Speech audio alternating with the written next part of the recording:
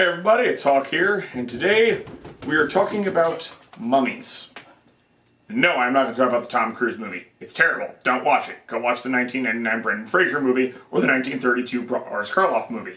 It's much better, makes way more sense, and it's not stupid. Okay? Now that that's out of the way, we're going to talk about mummies now. Okay? Got it. Wonderful.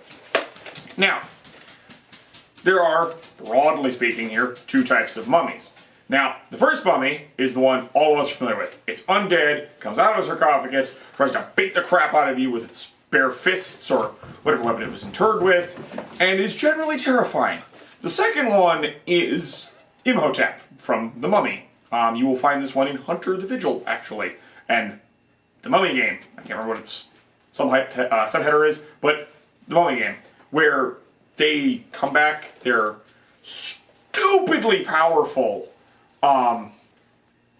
They're exceedingly powerful, but they're also generally really ugly looking because they're kind of dead and they're a little crazy. And then they gain more of their memories back. In the case of the Hunter game, they lose power but gain more humanity. In the case of pretty much every other example, they don't do this because they're not a player character and they don't need some sort of balancing mechanic. They can just be stupidly broken. I'm not going to talk a ton about the second one because they're exceedingly varied and are almost unique in how they operate, so it's kind of hard to make generalities about them, but I'll do my best at the end. We're going to talk about the undead ones. The ones that look undead.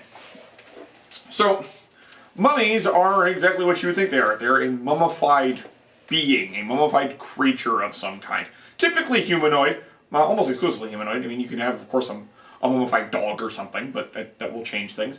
But mummies are, of course, they've had all of their organs removed, they've been embalmed in some sort of fluid, and most of the time, though not always, this does depend on culture, are then covered in linen wrappings, or various cloth wrappings that will probably not decay after being embalmed.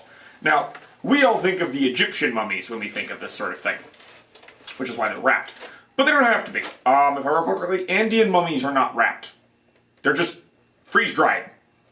And they're just a corpse. That's quite well preserved, actually.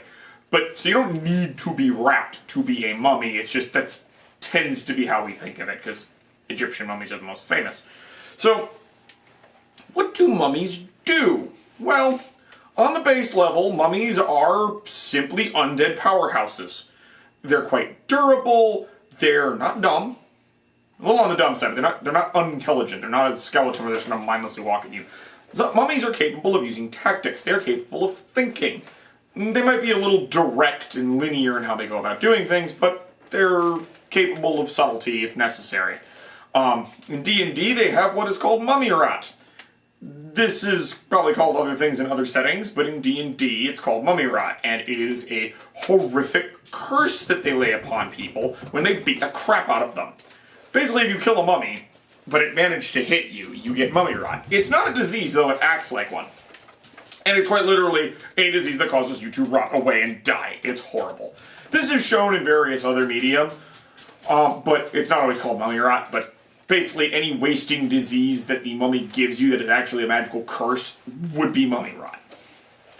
They're also very durable, as I pointed out. In D&D, they have rather respectable damage reduction. It is dash. Yeah, just done. That's it. Doesn't matter what you're doing. Done. They're negating that. And this is generally true across everything else. Any games or anything they show up, and they tend to be quite durable, either by just having a large health pool or having some form of damage mitigation mechanic put into them. This makes them terrifying opponents to fight, especially if you're punching upwards instead of downwards. Because even as mooks, like once you get to the, once you're a super-powered, awesome adventurer and a mummy turns into a mook, it's still that thing you look at and go, God, it's actually going to take work. Not a lot of work, but work when you're that powerful. But if you don't get to that point, because the universe you're in doesn't facilitate you to turn into Drizdo Erden, and you're kind of stuck being maybe Van Helsing, they're never going to be a mook. They're never going to be wimpy. They're going to be tough. Beyond that, they may have what they had from in life. This depends on the quality of the mummy, honestly. If it's a really good mummy, they'll have most of their memories from life, and therefore can walk around and use weapons. So you can have a crossbow-wielding mummy, or a spear-wielding one, or one with a giant axe, or swords, or whatever, or, spellcasters. Yeah, that's totally not terrifying. This, of course, leads us into the Tomb Kings. See, I talked about vampire counts like 2 videos ago. I have to talk about Tomb Kings. It's only fair. So, when I was talking about skeletons, I did briefly mention Tomb Kings, because Tomb Kings have a buttload of skeletons. They're just weird skeletons. Because they're sort of like really crappy mummies. Now, they're not intelligent either, but as you go up, a little bit more and more of their intelligence shows up. So like the Nahakaran warriors and the Tomb Guard have a bit more, and then your Tomb Princes and your Lich Priests, and then of course your Hierophants and whatnot. They're fully functioning people. They're just dead. Sort of. Tomb King lore is weird. I'm going to keep calling them dead. I'm not sure technically how accurate that is, because it's weird curse bargain things. It's odd stuff, okay? But what you get is they're a perfect example of what an entire society of mummies looks like. The super powerful ones are the best. They've got all of their intelligence, they've got all of their power, and then all the extra power of being a mummy. Like, Setra the Imperishable is absolutely horrific. He's ridiculous. And then everyone else is kind of in the same boat there. Everybody else is actually really impressive in their own way. It's just they've all got their own unique thing going on. And then, of course, think of it this way. It's like a lich, except you didn't rip your soul out. You just ripped out your organs. Which is creepy in its own right. But there you go. And the Tomb Kings really do show off how terrifying several thousand years of development can be. Now, granted, they were asleep and then they woke up. But look where they sit when they woke up. That's kind of a thing mummies do as well. They don't just be dead and then are suddenly reanimated. Mummies are almost invariably, in all of fantasy, something that comes out of ruins. They're something that comes out from an ancient society. And as such, they may have terrifying things you don't have access to. For example, let's say you're an adventurer in a roughly 9th, 10th century-ish era universe. They could have crossbows. Okay? Now, I don't know how good a 2,000-year-old crossbow is going to be. But we're talking about magically preserved people. This is entirely a magical crossbow, and it could probably work fine if the magic is literally just anti-aging properties. I mean, that could literally be all the magic is, just anti-aging. So they have crossbows. You don't have those, or if you're looking at it going, why does he have a hunting crossbow? And then suddenly someone next to you has got a bolt just jammed straight through their armor, because it's this, like, ridiculous, magical, windless crossbow thing. In other points, they could have plate armor. This, of course, depends how advanced the ancient society they came out of was. This could be one of those things, because a lot of fantasy is, in fact, actually post-apocalyptic after a fashion. That's why you're running around in ruins. So, it's sort of like Rome when Western Rome, anyway, collapsed and we kind of lost track of a whole bunch of neat stuff that we kind of couldn't do anymore and kind of looped all the way around and came back up. It's a fascinating thing if you ever look into it, like how a bunch of stuff got lost and then wound up into the Islamic Golden Age and then circled back around and wound up back up in Europe again. Obviously, stuff got dropped along the way, like how to properly make Roman concrete. We kind of know how that works now, but it's even so, we lost that for a very long time. And we're still not 100% sure that we have it. But if that's the sort of thing we're talking about here, where it's they're up here and then they collapse because of something and your society's here, they have a tremendous advantage over you, and now on top of that they're undead and stupidly durable. Like I said, the Tomb Kings are a great example of this. They look a little out of date, but they also have giant fighting robot sphinxes. Okay, it's not an actual robot, but seriously, it's a giant stone construct. It stomps around. Some of their constructs shoot lasers. I'm calling it a giant robot, sue me. Alright?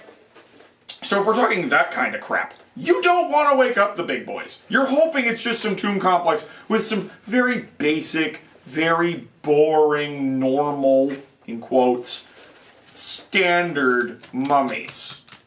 Alright? Just the kind that come out of the sarcophagus, walk over, and punch you to death, or use their rotted half of a spear to try to shank you, or something along those lines. Not one that walks out, has a staff, and starts summoning things. You don't want to deal with that. So, how do you deal with mummies? Well, I'm sorry to tell you, but most of them don't actually have weaknesses, okay? As in, it's not like it's a vampire, stab it in the heart and cut off its head. I mean, frankly, cutting off its head will probably work, because I think they may actually require their head. But when it comes down to a mummy, extreme violence, okay? Extreme violence is probably the best solution to this. Take a nice big weapon, preferably a crossbow in my opinion, or bow, or some nice ranged weapon, and then shoot them when they're across the room from you. Preferably with something that explodes. If you can manage to make exploding crossbow bolts, or have magical versions thereof, just shoot the sucker with it, watch it blow up, and then move on with your life. Be sure to reload before you go to the next room. Other than that, spears, as is always, big honking two-handed axes. I'm not actually going to recommend shields in this instance. I know it sounds weird, but the issue is that mummies are very strong. This is shown constantly throughout all media that mummies are physically very, very strong. Like vampire tier here. So they'll just grab a person and just pick them up quite casually. So you have a shield. Let's just say it's a center grip here. Well, they can just grab it and yank it straight out of your hands, and you can hang on, but you're going with it. And while you have your sword, you can try to stab them, but they're very resistant to damage. So like I said, overwhelming force is the answer here. Or this. Overwhelming force. That's what you want. Overwhelming force. Because that's really the only solution. Now, in some instances, they may be flammable. That's totally a thing. They could be flammable. And in that instance, burn them. Throw lots of fire at them. The problem is, if they're flammable but not overly bothered by fire, like they'll take a minute or so to burn, you now have a giant flaming ball of punchiness coming at you. And you've made your day infinitely worse. So, use fire with caution. Acid? Dismemberment? I mean, if you can pull that off, I mean, go for the leg. Chop the leg off. Like, get a bill hook. A nice big English bill and just lob their freaking leg right off. If that works. I mean, they're held together by ancient magic rituals, so that might be a little harder to do than one would think. Beyond that, be very careful. Don't be afraid to run away. Alright? Do not be afraid to bail out, because honestly, most mummies probably won't leave their tomb complex. Unless you woke up the boss mummy, then you have a Cetra the Imperishable moment, and he might go raise his entire kingdom and begin to conquer everything around him, because that's what he does. So be very careful when you're rooting around in ruins that happen to have mummies in them, because you might accidentally wake up an ancient warlord who has decided that being dead is a minor inconvenience, and he's just gonna continue where he left off. So, that being said, I hope you all enjoyed yourself. Remember to like, share, subscribe, leave a comment below. Seriously, on the fire thing, be very cautious about that. Okay, that could backfire horribly. Pun intended. Peace out, everybody.